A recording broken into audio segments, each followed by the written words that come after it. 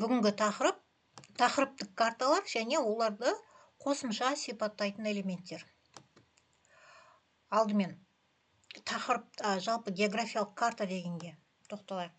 Географиялық карта бұл математикалық тәсілмен анықталып, кішірейтілген және жинақталған жер бетінің немесе басқа аспан денелерінің жазықтық бетіне көшірілген нақты көрінісі. Ал картографиялық проекция дегеніміз жер эллипсоидын белгілі бір математикалық тәсілмен жазықтық бетіне көшіру. Мысалға, проекция цилиндрлік болуы мүмкін, конустық болуы мүмкін, азимуттық болуы мүмкін.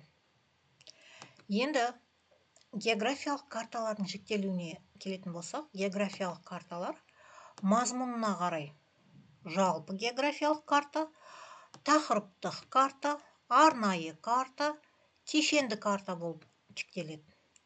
Қамтитын аумағына қарай дүниежүзілік карта болуы мүмкін, материктік карта болуы мүмкін, мұхиттық карта болуы мүмкін, аймақтық, елдер картасы және тағы да басқалар. Масштабына қарай ірі масштабты карта немесе басқаша оны топографиялық карта деп атайды.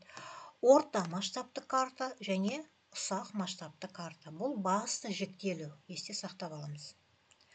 Енді тақырыптық карталарға келетін болсақ, жаңа айттық қой, мазмұнына қарай тақырыптық карта, жалпы географиялық карта деп бөлінеді деп. Енді тақырыптық картаны сипаттайтын басты элементтер төртеу екен. Ол картографиялық бейнелеу, яғни картографиялық бейнелеуге не жатады? Жер бедері, гидрография, өсімдік жамылғысы, елді мекендер. Одан кейін тақырыптық картаның келесі басты элементі бұл математикалық негіз. Оған не жатады? Оған геодезиялық негіз, картографиялық проекция, масштаб және жинақтау жатады екен. Көмекші жабдықтарға не жатады?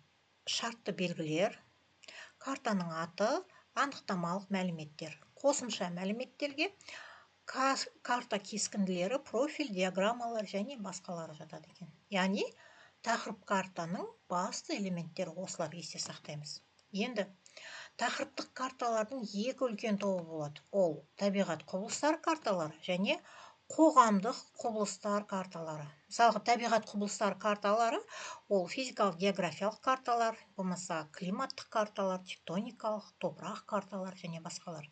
Ал қоғамдық құбылыстар карталар деп отқанымыз ол әлеуметтік экономикалық карталар, мысалы саяси карта, халық тығыздығы картасы, өнеркәсіп карталар деген сияқты карталар жатады. Енді тақырыптық карталардың басты 5 ерекшелігі болады. Біріншіден, тақырыптық карталар ұсақ масштабты болады. Көбінесе 1 сантиметрде 1 миллион сантиметр жинақталған және одан да ұсақ масштабта жасалады екен.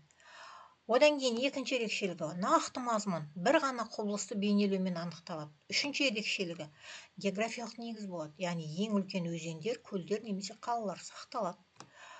Көрсеткіштер сипаты келесі ерекшелігі, яғни құбылыстардың сандық және сапалық сипаты, яғни абсолюттік және салыстырмалы сипаты көрсетіледі. Бейнелеу әдістер көрсетіледі, яғни құбылыстар түрлі картографиялық әдістермен беріледі. Енді картада қолданылатын бейнелеу әдістер тоқталатын болсақ, олар сапалық түс әдісі, изосызықтар әдісі, қозғалыс сызықтар әдісі. Сапалық түс әдісі деп отқанымыз, мына суреттен көріп тұрғандарыңыздай, аумақты сапалық белгісіне қарай түрлі түспен немесе штрихпен бояу. Мысалы, саяси карталарда әртүрлі мемлекеттер әртүрлі түспен боялады. Климат белдеулерінде, мысалы, мына картада көріп тұрғандарыңыздай, әр климат белдеуі әртүрлі түске боялады. Изосызықтар әдісі дегеніміз мынандай сызықтар, мына суретте көріп тұрғандарыңыздай, мөлшерлік мәні бірдей нүктелерді қосатын қисық сызықтар беріледі. Олар горизонталь болуы мүмкін, изобара, изотерма, изогеталар болуы мүмкін. Енді қозғалыс сызықтар әдісі деп отқанымыз, мына суретте көріп тұрғандарыңыздай, бағыттың ауысуын көрсету. Мысалы, ол темір жол, әртүрлі желдер, мұхит ағыстары картасы болуы мүмкін. Мысалы, мына суретте мысалда мұхит ағыстарының сызықтары көрсетілген. Сызықтың қалыңдығы қуаттылығын білдіреді бұл жерде. Енді картографияда жинақтау деген болады, генерализация. Яғни картографиялық жинақтау дегеніміз не? Карта жасау барысында оның мазмұны мен берілетін нысандардың ең негізгі түрлерін таңдап алу қызметі.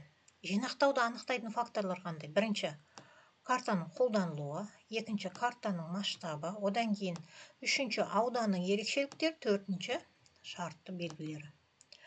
Енді жинақталуын салыстыру, жалпы географиялық карталарды және тақырыптық карталарды салыстырып көрейік. Жалпы географиялық карталарда жер бедері, елді мекендер мұқият және толық беріледі. Барлық нысандар біркелкі маңызды. Ал тақырыптық карталарда жинақтау жүргізілген кезде бұл нысандардың ең ірілері ғана таңдалып алынады, немесе кейбіреу мүлдем берілмеуі мүмкін. Басты назар таңдалған тақырыпқа байланысты екен. Енді жалпы тақырыптық карта бұл өте жоғары ақпараттық модель. Тақырыптық карталар өте жоғары жинақталған танымдық үлгі болып табылады. Онда әрбір аудан бірлігінде ақпарат, яғни сапалық сипаттамалар, атаулар барынша көп болады. Белгілер бір-бірімен сәйкестену немесе бірінің үстіне бірі көрсетілуі мүмкін. Мысалы, қабатты бояулардың үстіне штрихтар, сызықтар, геометриялық белгілер түсіріледі. Суреттен көріп тұрғандарыңыздай.